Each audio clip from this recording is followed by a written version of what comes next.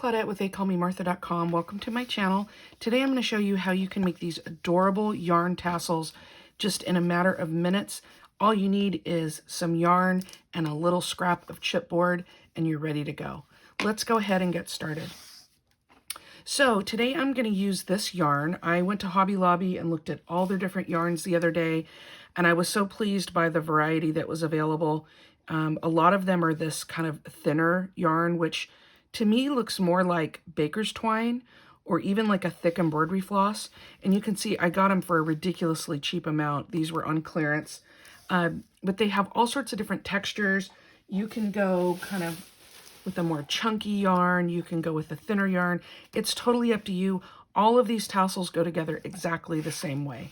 So I'm going to go ahead and make one today out of the blush. And I'm just going to pull a length of the yarn out. And all I really need is, again, a piece of chipboard. And the height of your chipboard will determine the length of your tassel. So if you want a smaller tassel, you'll want to go with a more narrow piece of chipboard. If you want a longer tassel like this one, I would suggest using a wider piece of chipboard. The length is just to hold on to, but what you're looking for is the height of this chipboard. So this size, which is about 2 inches, will make one tassel that looks about like this. So all you need to do is to pull a little bit of your yarn so that you have something to hold on to. And I'm just going to hold it here with my thumb. You can put a piece of tape there if you want. And basically, I'm just going to wind it around. And I use about 25 to 30 rounds for one of those small tassels.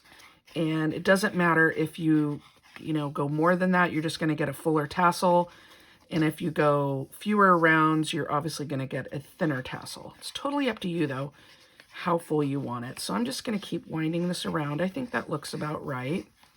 And then I'm going to go ahead and trim this just like that. And now I just need 2 lengths of yarn. I'm just eyeballing it. One looks to be about 12 inches long, and then another one, maybe 10 inches. It really doesn't matter too much. These are just to tie off your tassel. So the first one is going to become the loop of your tassel. So this part. And all I'm going to do is take my length of yarn and I'm just folding it in half so I have a little loop here. And what I'm going to do is push it between the chipboard and these loops of yarn that I just wound around. And what I like to do is take, this is a spatula that I use for my die cut machine, and it's really thin, so it helps me kind of push it under. I'm just going to take that loop and wrap it around and push it underneath all of the wraps of yarn that I did. If you don't have a tool like this, you can use a thin ruler, or you can just fiddle with it with your fingers. It's really up to you what tools you have. So now I'm going to pull this length of yarn kind of toward the top until I've gathered the tassel along the top here. And then I'm going to make a quick little knot.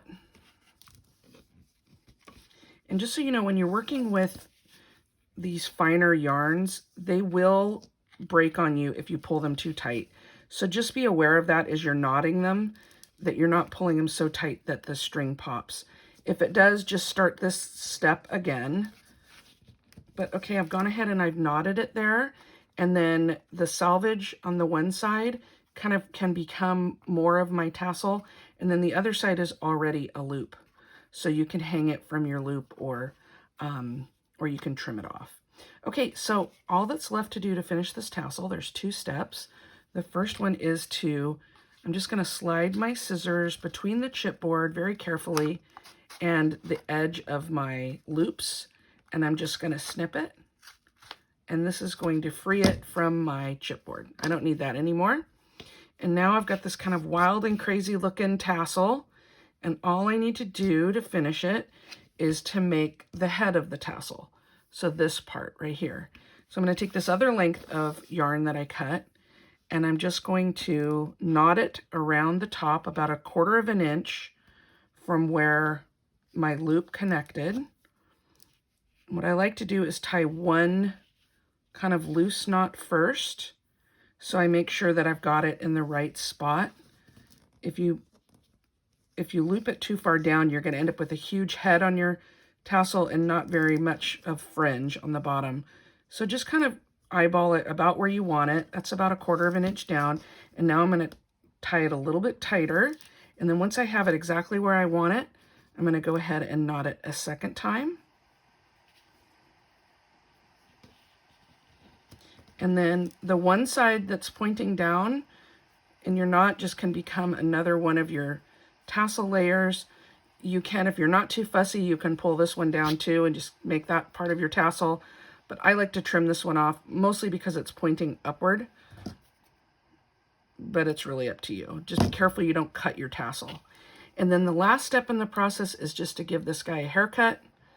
And I'm just going to take my scissors and very carefully come back in and trim up my ends so that they're somewhat even. And I have the cute little tassel here that's ready to put on one of my projects. So I hope you're inspired to make a yarn tassel using yarns of your choosing, using beads if you want to embellish them, and add these to your projects. They're so quick and easy to make and so much fun. Have a great day.